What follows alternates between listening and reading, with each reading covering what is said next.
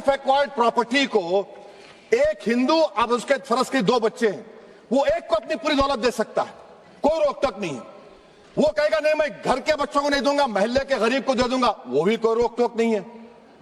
वहां पर आपको बच्चों की फिक्र नहीं है।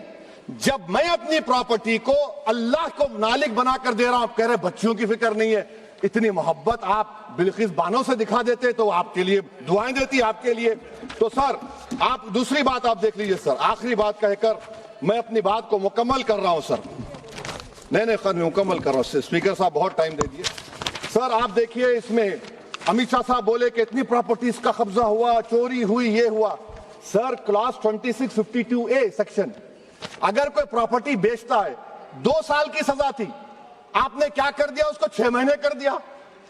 नॉन अवेलेबल था, आपने अवेलेबल कर दिया। सेक्शन 40 की बात करते हैं।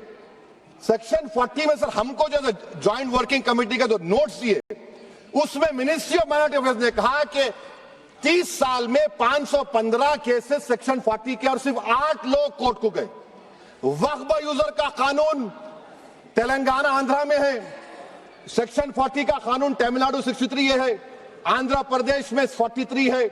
और सर आप डायरेक्शन दे रहे हैं, अच्छा क्लॉज 4218B देखिए सर, आप रूल बना रहे हैं, कोऑपरेटिव फेडरलिज्म के खिलाफ है, इतना रूल बना रहे हैं। और आखिर में सर मैं आपको बताना चाह रहा हूं स्पीकर साहब, ये बिल का मकसद सिर्फ मुसलमानों को जलील और रुस्वा करना है, मुसलमानों को दूसरे दर्जे का शहरी बनाने का इनका मकसद है।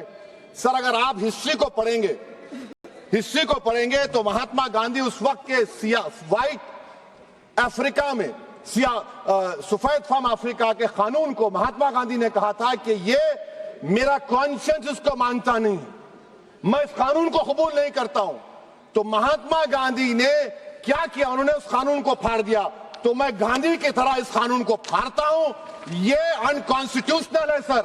इस देश में झगड़े पैदा करने का काम बीजेपी करना चाहती है मस्जिद और मंदिर के नाम पर, इसीलिए मैं इसका कंडेम करता हूं। और मैं आपसे गुजारिश करता हूं कि मैंने अपने 10 अमेंडमेंट दी हैं, आप इसको कबूल करिए सर, मुझे बोलने का मौका दीजिए, और उस पर डिवीजन का मैं डिमांड भी करूंगा। Thank you sir.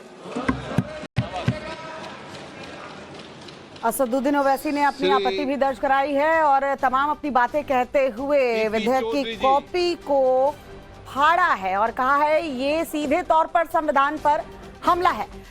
Waqf bill से मुसलमानों का भला नहीं होने वाला है। असदुद्दीन ओवैसी आज लोकसभा में कह रहे थे, अपनी बातों को रखते हुए उन्होंने क्या कुछ कहा, चलिए एक बार सुनवाते हैं।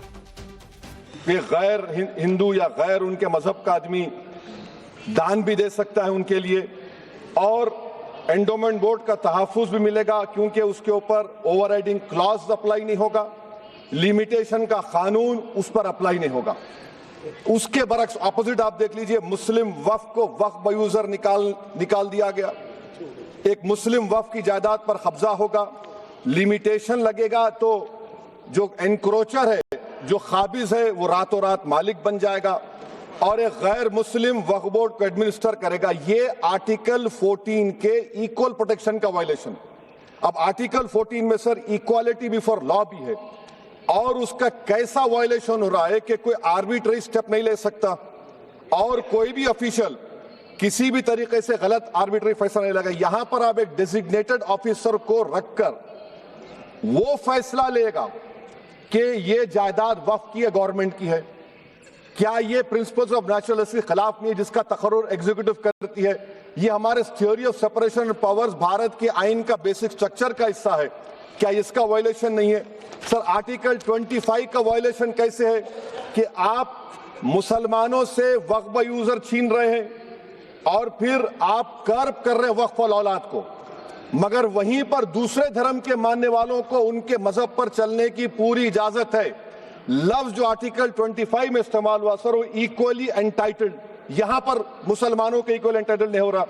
अभी हम गृह मंत्री का, वजीर दाखिला का यहां पर उनका हमने तकरीर सुनी, यहां पर वो ये कहते हैं, वजीर दाखिला, शायद वो कटमुल्ला की जबान ना कह दें, वजीर दाखिला कहने पर वजीर दाखिला ने अपने बयान में कहा कि बोर्ड और काउंसिल जो होगा वो माने वक्फ इस्लाम से अलग है। सर अगर ये बात सच है आपकी, तो फिर आपको ये कानून बनाने की जरूरत ही नहीं है। आप एक नॉन स्टैट्यूटरी बॉडी बना दीजिए। ये जो कानून बन रहा है ना सर, ये आर्टिकल 26 इसका सोर्स है, और आर्टिकल 26 जब इसका सोर्स है तो आर्टिकल 26 का ABCD क्या कहता है कि रिलीजियस डिनोमिनेशन को अपने मजहब के अफेयर्स खुद चलाना, मूवेबल इमूवेबल प्रॉपर्टी को लेना और एडमिनिस्टर करना। जब हिंदू धर्म को, बौद्ध धर्म को, सिखों को यह राइट दिया गया है, तो आप कैसे मुसलमानों से छीन रहे हैं? तो यह आर्टिकल 26 का ग्रेव वायलेशन है। तो सर अब वक्फ यूजर का मामला देखिए, मिनिस्टर साहब ने कहा कि एंक्रोचमेंट हो रहा है, 17,000 एंक्रोचमेंट हुए हैं। तो यही नरेंद्र मोदी की हुकूमत ने 2014 में उस वक्त के मंत्री ने एक वक्फ properties eviction of unauthorised occupants bill को इंट्रोड्यूस किया। आपने विड्रॉ कर लिया 2024 में उसको। क्यों विड्रॉ किया सर आपने? जब आप मान रहे थे कि एंक्रोचमेंट हो रहा है तो आपने बिल को विड्रॉ कर लिया। अच्छा सर, अब वक्फ यूजर को आपने निकाल दिया, माने कंडीशन क्या लगाए कि अगर उसमें डिस्प्यूट होगा और गवर्नमेंट प्रॉपर्टी होगी।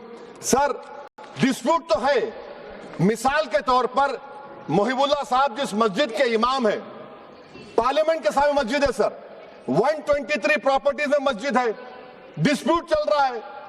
कल कलेक्टर या डिस्ट्रिक्ट ऑफिसर बोलेगा कि भाई साहब ये गवर्नमेंट प्रॉपर्टी है, स्टिकर लगा दिया जाएगा, मस्जिद बंद, गवर्नमेंट प्रॉपर्टी हो गई, होगी ना सर? अब ये बताइए, आप जब से यहां पर पूरे बीजेपी रूलिंग पार्टी हमको ज्ञान दे रहे हैं कुछ नहीं होगा, कुछ नहीं होगा, मैं दलील के साथ बता रहा हूं आपको। ये मस्जिद दिल्ली गवर्नमेंट बोलती हमारी है, वक्फ दिल्ली वक्फ बोलता हमारी है। तो सर वक्फ यूजर, अगर मैं अपनी गवर्नमेंट के खिलाफ वक्फ बोर्ड वक्फ यूजर इस्तेमाल नहीं करेगा तो क्या है सर? अच्छा, ये अमेंडमेंट जब हो जाएगा तो मुझे कहने दीजिए सर, सिर्फ प्राचीन मंदिरों की हिफाजत होगी, मस्जिदों की नहीं होगी। अब सर आप आ जाइए, अगर डिस्प्यूट मेरा एंशिएंट मॉन्यूमेंट से वक्फ का, एक मिसाल दे रहा हूं, दिल्ली में 172 वक्फ प्रॉपर्टीज ASI कंट्रोल में है, मैं तो हार ही गया वो, क्योंकि मेरे पास डॉक्यूमेंट नहीं है। आप कह रहे हैं कि डॉक्यूमेंट चढ़ाओ। अगर मेरा गवर्नमेंट से डिस्प्यूट चल रहा है, मैं तो क्लेम ही नहीं कर सकता, क्योंकि आप जज बनेंगे, आप ही फैसला करेंगे, और जब तक आप फैसला नहीं करते वो वक्फ की प्रॉपर्टी नहीं होगी। वो प्रोविजन डाल दिया आपने। अच्छा, अगर मेरा डिस्प्यूट एंक्रोचर से होगा सर, तो एंक्रोचर में तो आपने तो 107 को डिलीट कर दिया। आप रातों रात काबिज को, एनक्रोचर को मालिक बना रहे हैं। सर मैं ये पूछना चाहता हूं आपके जरिए हुकूमत से, एक मुंबई में एक बहुत बड़े दौलतमंद है, खोजा बरादरी का यतीम खाना था, उन्होंने 2004 या 5 में 22 करोड़ में खरीद लिया। वो केस सुप्रीम कोर्ट में, क्या आप उनको मालिक बनाना चाहती है लिमिटेशन एक्ट अप्लाई करके? हमको बताइए, हम जानना चाह रहे हैं। और सच्चर कमेटी ने सर 2007 में कहा कि दिल्ली के 123 प्रॉपर्टीज की मार्केट वैल्यू 6000 करोड़ की। आज हम 2025 में आ गए, क्यों आप उन प्रॉपर्टीज के खिलाफ पड़े हुए? 1976 में उस वक्त के वजीर आजम इंदिरा गांधी लेटर लिखा, इसको आप दे दीजिए, मगर आप उसको मानने को तैयार नहीं है।